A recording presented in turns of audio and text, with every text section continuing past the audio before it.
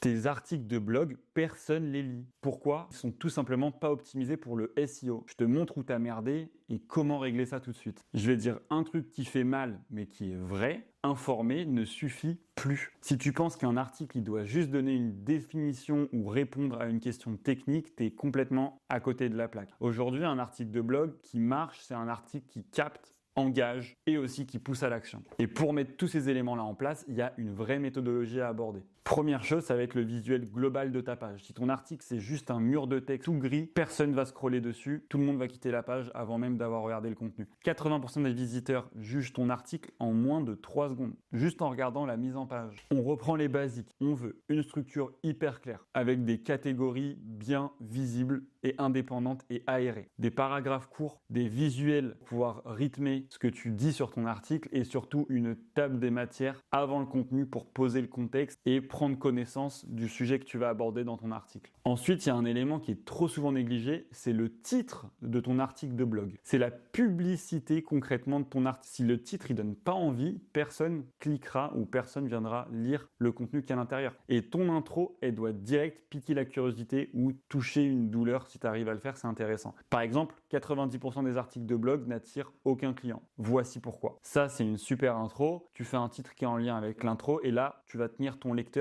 dès le départ.